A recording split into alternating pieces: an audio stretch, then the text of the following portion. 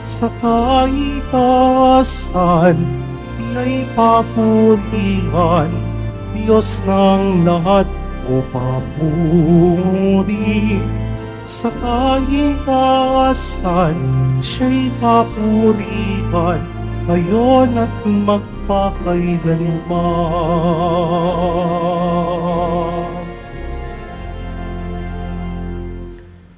Sa ngalan ng Ama, ng Anak at ng Espiritu Santo, Amen. sumainyo ang Panginoon. At sumaiyo rin. Mga kapatid, aminin natin ang ating mga kasalanan upang tayo maging marapat gumanap sa banal na pagdiriwang. Sinugong tagapagpagaling sa mga nagsisisi, Panginoon, kaawaan mo kami. Panginoon, kaawaan mo kami. Dumating na tagapag-anyayang mga makasalanan ay magsisi, Kristo, kaawaan mo kami. Kristo, kaawaan mo kami. Nakalukluka sa kanan ng Diyos Ama para ipamagitan kami. Panginoon, kaawaan mo kami. Panginoon, kaawaan mo kami. Kawat tayo ng makapangyarihan Diyos, patawarin tayo sa ating mga kasalanan, at patnubayan tayo sa buhay na walang hanggan. Amen. Manalangin tayo.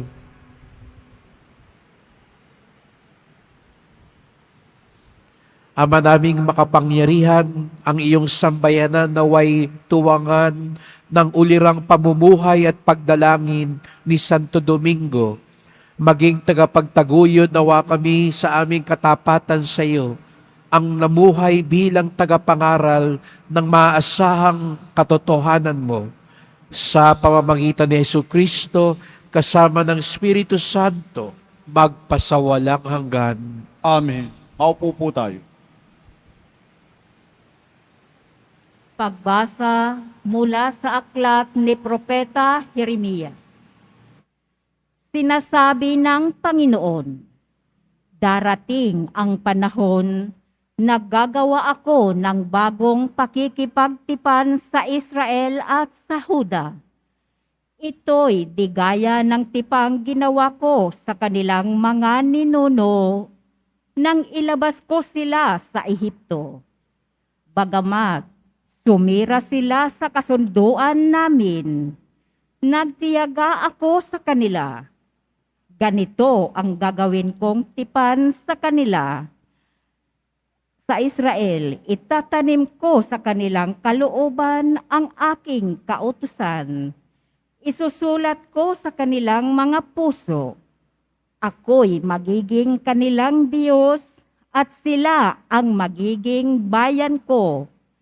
Hindi na nila kailangang turuan ang isa't isa upang makilala ang Panginoon.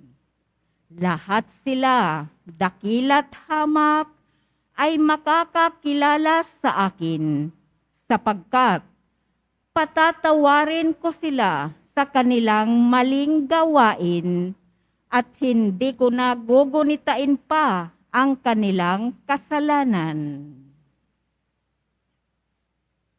Ang salita ng Diyos. Salamat sa Diyos.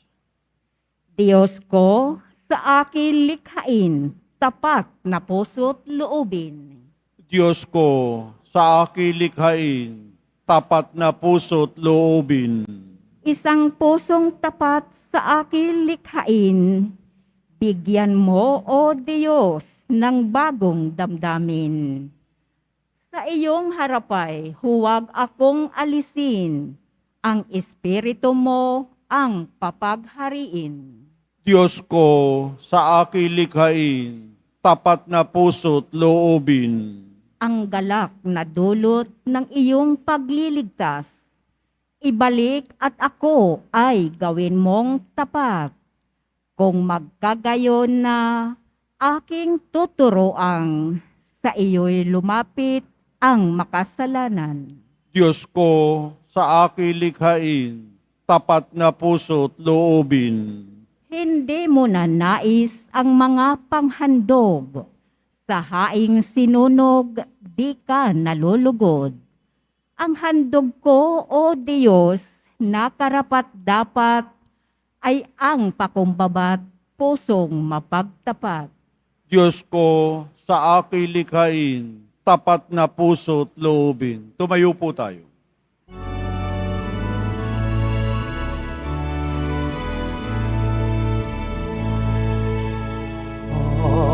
Hallelujah, Hallelujah, Hallelujah, Hallelujah. Ikaw, Pedro, ang saligan ng aking simbahang banal na daig ang kamatayan. Hallelujah, Hallelujah, Hallelujah, Hallelujah.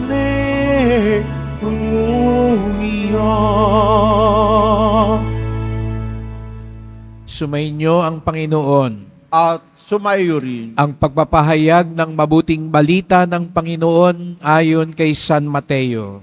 papuri sa iyo, Panginoon. Noong panahong iyon, nang dumating si Jesus sa lupain ng Cesarea ng Filipos, tinanong niya ang kanyang mga alagad, "Sino raw ang anak ng tao ayon sa mga tao?"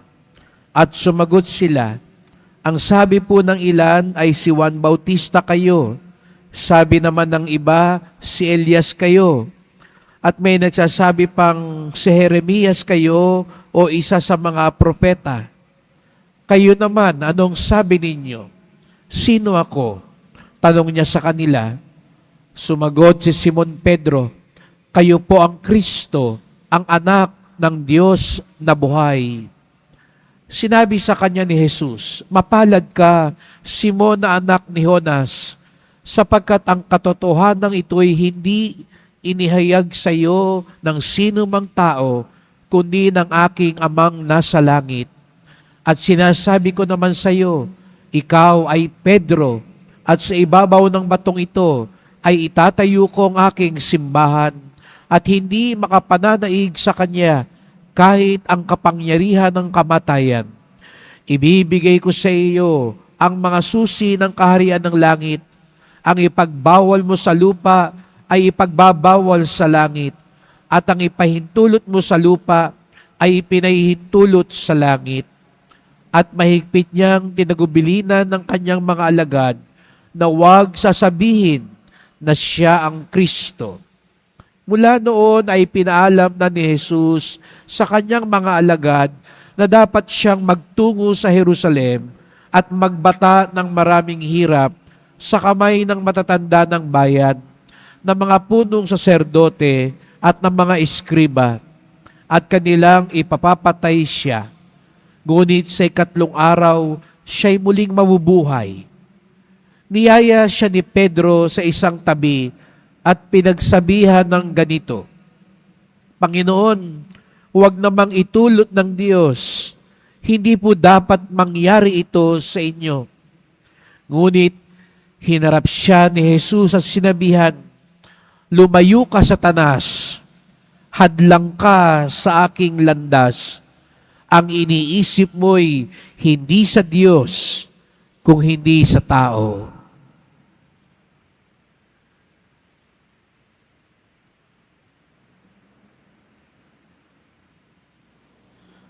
Mga kapatid, ang mabuting balita ng ating kaligtasan. Pinupuri ka namin, Panginoong Heso Kristo. Maupo po tayo. Magandang umaga po sa inyong lahat at maligayang pagdating sa tahanan ng ating mahal na pong Jesus Nazareno. Pinagdarasal din natin ang mga nasa online, lalo na po may sakit, nag-aalaga sa may sakit at mga kababayan kadeboto natin mula sa iba't ibang panig ng bansa at daigdig na nais sumama sa misa dito sa Quiapo, sa Basilica Minor at Pambansang Dambana ni Jesus Nazareno. Sa unang pagbasa ay sinabi ni Propeta Jeremias na magtatatag ng bagong tipan ng Diyos. Ganun ang Diyos.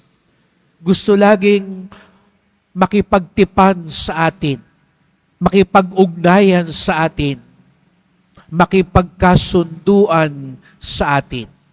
Bagamat siya'y Diyos, siya pa ang umaabot at nakikipagkasundo sa atin. Kaya nga, sabi niya, nung una, ang tipan ay isinulat sa bato. Naalala niyo po kay Moises, nung inilagay yung 10 utos sa bato. Kaya nga, sabi nga po ng iba, ang utos ng Diyos, minsan ang tingin natin ay parang galing lang sa Diyos at dapat lang tayong sumunod. Ngunit, sabi nga po, tingnan natin ito, sabi ni Bishop David, ito'y parang kasunduan. Hindi ba't pag tinignan mo ito sa konteksto ng kasunduan, hindi mo masasabing lugi ka. Misa kasi pag ang tingin natin ay utos lang, para bagang ang lamang yung nag-utos. Inuutusan ka lang. Pero kapag ang tagubilin ay base sa kasunduan, kaya mo ginagawa ito, kaya inuutos sa ito, kaya ito sinusunod mo dahil bahagi ng kasunduan, alam mong ang pakiramdam mo, hindi ka lugi. Kasi alam mo, ito'y pagsunod dahil mayroon kayong pinagkasunduan. Sumusunod ka para manatili yung maayos na ugnayan. Kaya nga, sabi nga, tingnan natin din ang utos ng Diyos, hindi lang basta utos, kundi kasunduan. At ang maganda pa, sabi ni Jeremias, kung dati-rati ito'y nakasulat sa bato, ngayon, ito'y nakasulat na, isinulat ng Diyos sa puso ng tao. Sa makatuwid, sa bawat isa sa atin, na doon ang kabutihan, ang kalooban ng Diyos. Kaya pala masasabi natin, likas tayong mabuti. Opo, may mga taong, sabi nga natin, halangang bituka, ubod ng sama, pero nakasulat din sa kanyang puso ang kalooban ng Diyos. Naalala ko po tuloy ang sabi sa akin nung aking matandang spiritual director noon. Nung habang kami isang araw nag-uusap sa silid niya, napansin ko yung relo. Sabi ko, Father, sira po yata yung relo ninyo. O siguro naubos na yung baterya. Mali po yung oras. No? Nangiti siya. Sabi niya, oo nga, no? Mali ang oras, sira ang relo. Ngunit, ngumiti siya, sabi niya, pero alam mo, Jude, 2 beses sa isang araw, tama ang oras niyan. Pag-isipan niyo maigi yun, ha? Kahit ang sirang relo, kung huminto yan ng 7:00, 2 beses sa isang araw, tama ang oras niyan. 7:00 ng umaga at 7:00 ng gabi, tama pa rin yan. Kaya sabi niya, kahit maraming mali, may tama dahil isinulat ng Diyos sa puso natin ang kanyang kalooban. Ngunit, bagamat ito'y sinulat sa ating kalooban, kailangan natin itong pangalagaan.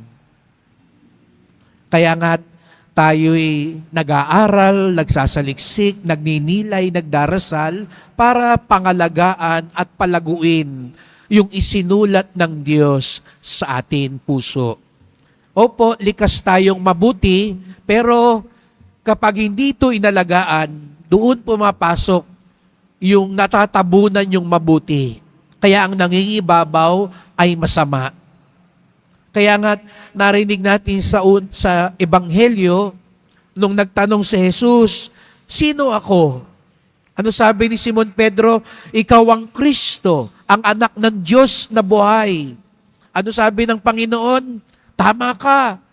Hindi yan galing sa tao, galing yan sa Diyos. Alam mo bagay, yan yung isinulat ng Diyos sa puso ng tao. Yun yung tama na meron tayo. Pero nakita rin natin, di kalaunan, nung sinabi ni Jesus sa Sareno, dadaan tayo sa paghihirap, sa pagsubok. Ano sabi ni Simon Pedro? Wag naman, Lord. Wag sanang mangyari yan. Ano sabi ni Jesus sa Sareno? Lumayo ka, Satanas. Hindi yan galing sa Diyos, galing yan sa tao. Yun po yung sinasabi ko na kapag hindi natin pinangalagaan yung itinanim ng Diyos, matatabunan din ito ng hindi tama. Kaya nga, bagamat di ka sa atin ng mabuti, pero kapag lumaki ka sa isang komunidad na laging ang lahat ng tao nag-aaway, nagmumura, kahit sa puso natin maganda makipagkasundo, mas pipiliin minsan natin ang makipagbasag ulo, makipag-away. Aminin natin, sa mga nandito sa atin na ayaw magpatawad, pero sa loob-loob mo, gusto mo naman makipagkasundo. Gusto mo naman maging mapayapa ang buhay mo. Pero hinahadlangan kang magpatawad. Hinahadlangan kang magmahal. Nandiyan na yung mabuti na itinanim ng Diyos. Hayaan nating lumago. Huwag natin hayaan ang tinig ng mundo, ang mga tukso, ang impluensya. Sana kung gaano kadalas kang magbasa sa Facebook, sa online, sa internet, ganun din ba ang pagbubuhos mo sa salita ng Diyos? Sana kung gaano ka ilang oras tumutok sa mga balita, yung balita ba ng Diyos, tinututukan mo? Kaya tuloy, kung ano-ano minsan ang nakakagulo sa atin, pinapakailaman natin. Huwag mo nang pakailaman problema ng mga ibang pamilya. Huwag mo nang pakailaman ang hindi para sa'yo. Yung sarili mo ng pamilya, hindi mo rin maayos. Yung ugnayan mo rin sa nanay mo, sa anak mo, hindi mo rin naman maayos. Wag muna tayo makialam muna. Maraming bagay ang sumisira at naglalayo sa atin. Sayang, sapagkat itinanim ng Diyos sa atin ang kanyang kabutihan at kalooban. Kaya sa araw na ito, pinagdiriwang natin ang kapistahan ni Santo Domingo, ang pundador ng mga Dominikano, ang mga pari sa UST. Sila po yung nasa apostolado ng edukasyon. Sapagkat para kay Santo Domingo, ang katotohanan ay napakahalaga. Yung katotohanan na itinanim sa atin ng Diyos. Pero lilitaw lang yun at masusunod natin kung lagi tayong nag-aaral. Kaya para kay Santo Domingo, sumunod sa pagdarasal, mahalaga ang nag-aaral. Pinag-aaralan ng pananampalataya, pinag-aaralan ng salita ng Diyos, pinag-aaralan ng turo ng simbahan para lalong lumago yung tipan ng Diyos sa atin. Kaya kung hindi natin din pinag-aaralan ang pananampalataya, pinagninilayan ng salita ng Diyos, pinag-uukulan ng pansin, kaalaman, ang katotohanan, darating din ang araw na katulad ni Pedro, magkakamali tayo at malilihis at malalayo sa kalooban ng Diyos. Kaya ito yung ipagdasal po natin. Salamat sa Diyos. May likas tayong kabutihan. Itinanim niya ito sa atin. Salamat sa Diyos, bagamat marami tayong pagkakamali, may tama sa buhay naman natin. Kaya't ipagdasal natin sa Diyos, yang tamang yan, yang katotohanan yan, yang kalooban niyang yan, ang laging maghari at maggabay sa ating buhay upang sa gayon, ang pagtitipan natin sa Diyos, ang kasunduan natin sa Diyos, ang ugnayan natin sa Diyos ay maging bukal ng pagpapala at biyaya.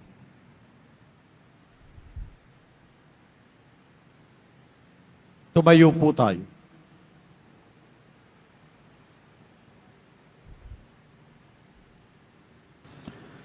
Mahal ko mga kapatid, habang ating pinagninilayan ang simulain ng ating simbahan, manalangin tayo ng may bukas na puso sa ating Diyos Ama para sa sarili nating pangangailangan at pangangailangan ng daigdig. Ang ating tugon, buhay na Diyos, basbasan mo ang iyong bayan. Buhay na Diyos, paspasan mo ang iyong bayan. Ang mahal na Papa, ang tagapagmana ng tungkulin ni San Pedro, naway gamitin ng matalino at ayon sa kalooban ng Diyos ang kapangyarihan ng susing ipinagkaloob sa Kanya. Manalangin tayo. Buhay na Diyos, paspasan mo ang iyong bayan. Sa mga may tungkulin ng pamumuno sa mga lipunan, naway hindi manaig ang kapangyarihan ng kasamaan. Manalangin tayo. Buhay na Diyos, paspasan mo ang iyong bayan. Sa panangin ng mga sumasampalataya, naway hindi mawala si Kristo na kanilang panulukang bato at pundasyon ng buhay. Manalangin tayo. Buhay na Diyos, paspasan mo ang iyong bayan. Ang mga may sakit at mga matatanda, naway maalalayan at matulungan ang kanilang mga kapamilya at kaibigan. Manalangin tayo. Buhay na Diyos, paspasan mo ang iyong bayan. Ang mga namayapa na sa buhay na ito, naway makatagpo ng kapangahingahan sa kaharian ng Diyos. Manalangin tayo. Buhay na Diyos, paspasan mo ang iyong bayan. Amang pinagmula ng lahat ng karunungan, ipinagkatiwala ng iyong anak ang kanyang kapangyarihan sa simbahan. Habang iniaalay namin ang aming mga panalangin, tulungan mo kaming maging ganap ang iyong kalooban sa amin. Hiling namin ito sa pamamagitan ni Kristong aming Panginoon. Amen. Maupo po tayo.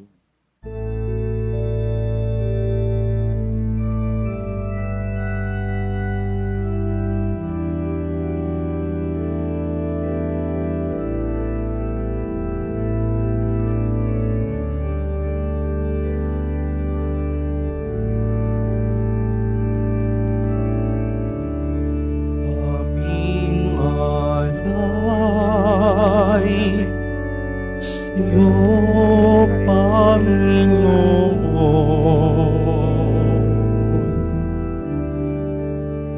Ang tinapay at alak ngayong kaloob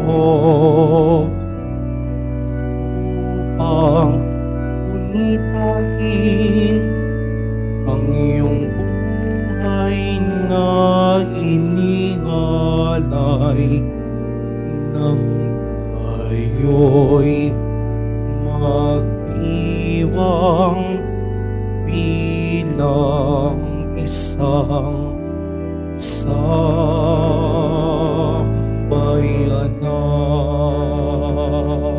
Tumayo po tayo. Manalangin kayo mga kapatid upang ating paghahain ay kalugdan ng Diyos Amang makapangyarihan.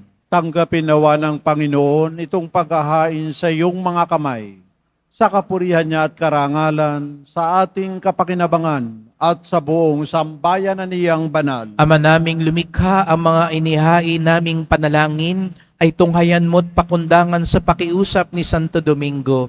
Sa katadagang dulot ng paghahain ito, Pagtibayin mo ang mga nagtatanggol sa pananampalataya, pakundangan sa pagtatangkilik ng kagandahang loob mo, sa pamamagitan ni Jesucristo, kasama ng Espiritu Santo, magpasawalang hanggan. Amen. Sumainyo ang Panginoon. At sumaiyo rin. Itaas sa Diyos ang inyong puso at diwa. Itinaas na namin sa Panginoon. Pasalamatan natin ang Panginoong ating Diyos. Marapat na siya ay pasalamatan. Ama naming makapangyarihan, tunay ngang marapat na ikaw ay aming pasalamatan sa pamamagitan ni Jesucristo na aming Panginoon.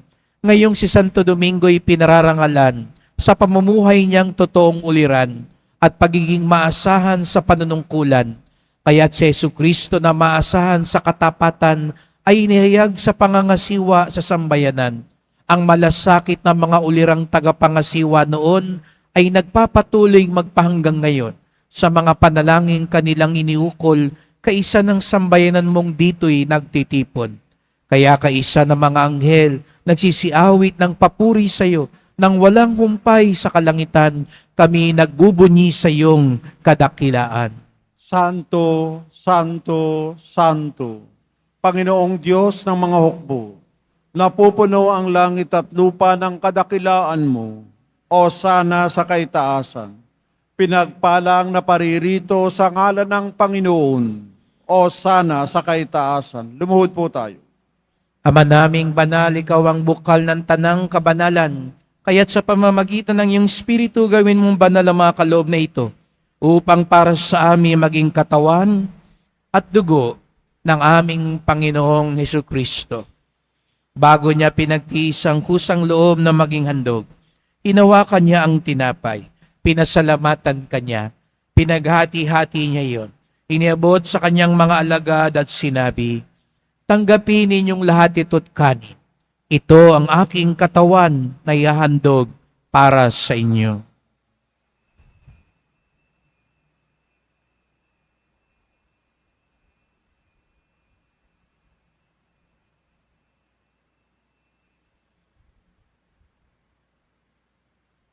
Gayon din naman ang matapos ang hapunan, hinawakan niya ang kalis, muli kanyang pinasalamatan. Iniabot niya ang kalis sa kanyang mga alagad at sinabi, "Tanggapin ninyong lahat ito't inumin. Ito ang kalis ng aking dugo, ng bago't walang hanggang tipan. Ang aking dugo na ibubuhos para sa inyo at para sa lahat. Sa kapagpapatawad ng mga kasalanan, gawin niyo ito sa pag-alala sa akin."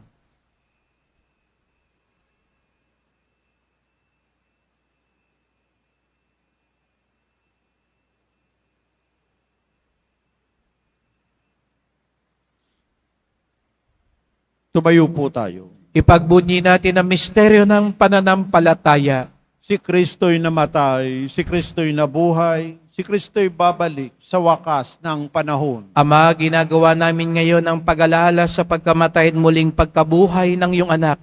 Kaya tinalay namin sa iyo ang tinapay nagbibigay buhay at ang kalis na nagkakaloob ng kaligtasan.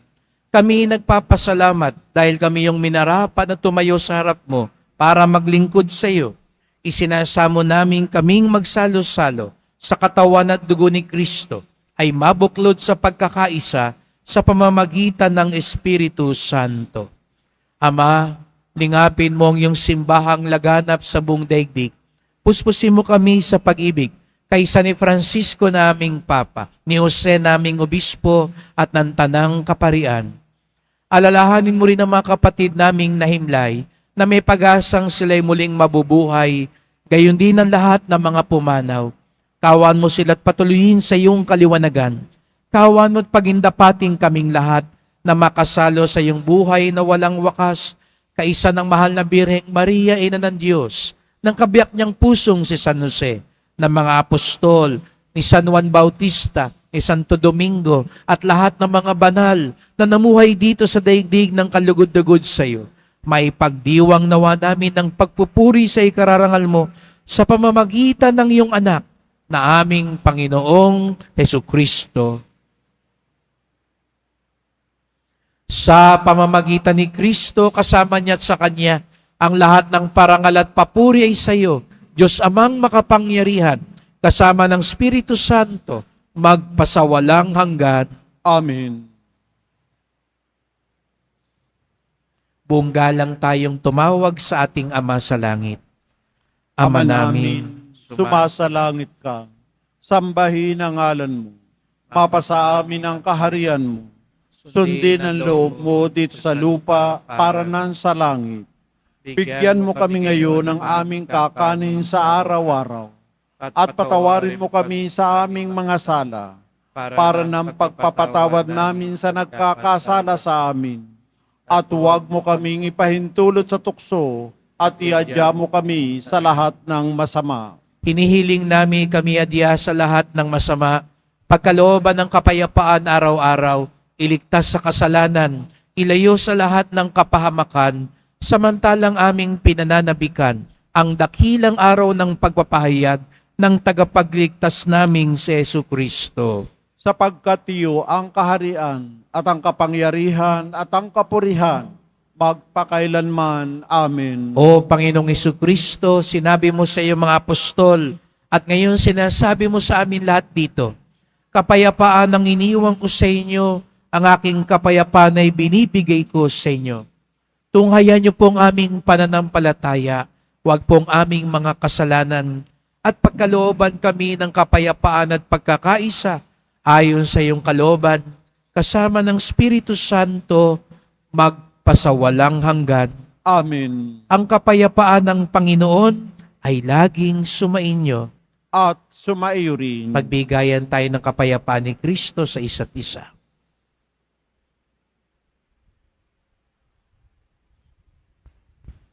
Kordero ng Diyos na nag-aalis ng mga kasalanan ng sanlibutan, maawa ka sa amin.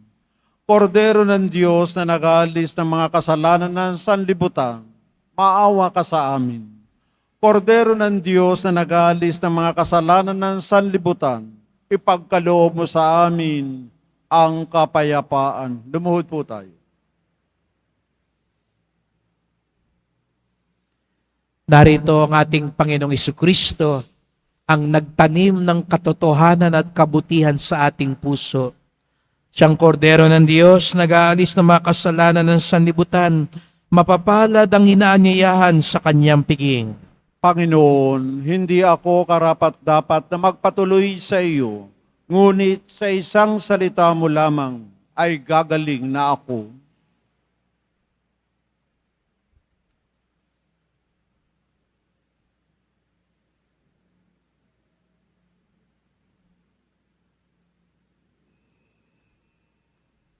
Para sa lahat ng tatanggap ng banal na komunyon, sasagot po tayo ng amin pagkasabi ng pari o ng lay minister ng katawan ni Kristo.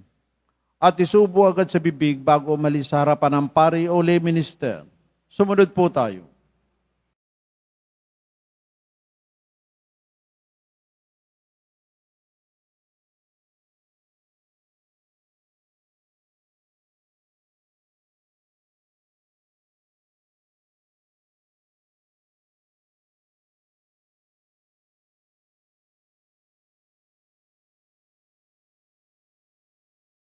Tumayo po tayo. Manalangin tayo. Ama naming mapagmahal, ang lakas na dulot ng piging mong banal, ngayong ginugunita si Santo Domingo, ay lubusan nawang pakinabangan ng iyong sambayanan, na napanariwa at napamunga sa kanyang pangangaral, at naway matulungan ng kanyang pagdarasal. Sa pamamagitan ni Jesucristo, kasama ng Espiritu Santo, magpasawalang hanggan. Amen. Salamat po sa inyong pagpunta sa Quiapo. Ingat po kayo sa pag-uwi. Salamat po sa mga naglingkod sa misa at sa inyong tulong sa simbahan. Mga pamisa, love offerings, online donations, sa mga nagdadala po ng bigas, dilata, noodles at iba pang pang-ayuda. Ang simbahan ng Quiapo, ang isa po sa mga unang tumutugon kapag may nasunugan, nasalanta, at kahit walang kalamidad, buwan-buwan, regular tayong tumutulong sa mga parokya at kumbento na may programa para sa mga mahihirap. Sa kasalukuyan, ginaganap ang ating I-Thursday, ang ating feeding program para sa ating mga kapatid na nasa lansangan. At nung Lunes, bago nagdiwang ng kapistahan ng pagbabagong anyo ng Panginoon, sinisikap natin bago magpiesta ng Panginoon, ay binibihisan natin ang poong Nazareno, kaya bagong bihis po siya. At kasabay ng pagbihis sa Nazareno ay pabihis din natin sa ating kapwa. Sapagkat kung ano man ang gawin natin sa ating kapwa, ganun din ang ginagawa natin sa Panginoon. Kaya nagbigay din tayo ng mga pananamit sa ating mga kapatid na kapuspalad. Sapagkat ang debosyon natin sa poong Nazareno ay nagtuturo sa atin magmalasakit sa ating kapwa. Iginuhit ng Diyos sa ating mga puso ang kanyang kabutihan at katotohanan. Pangalagaan natin ito upang maging matibay ang ating ugnayan sa Kanya. Sumainyo ang Panginoon. At sumayo rin. Mahal na pong Jesus Nazareno, iniayag mo sa pamamagitan ng krus ang walang maliw na pag-ibig ng Diyos sa sangkatauhan. Pakinggan mo ang kahilingan ng iyong angkan nagsusumamo sa iyo. Makamtanawa nilang iyong katugunan at tanggapin ang kasagutan ng may utang na loob na tinatanaw. Basbasan din po ninyo ang dala nilang mga imahen at dasalan sa pamamagitan ng bendisyon na ito, naway maalala nila mga pangako sa binyag na ikaw ang kanilang iibigin at paglilingkuran bilang Panginoon magpasawalang hanggan. Amen. At pagpalain kayong lahat ng makapangyarihang Diyos, Ama at Anak at Espiritu Santo. Amen. Pumayo kayong taglay ang awa at katotohanan ng Poong Jesus Nazareno. Salamat sa Diyos.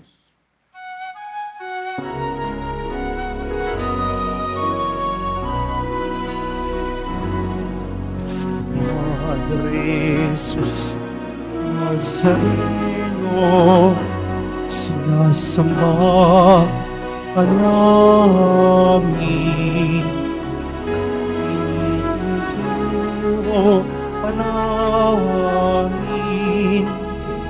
parang mga aming buhay at kaligtasan.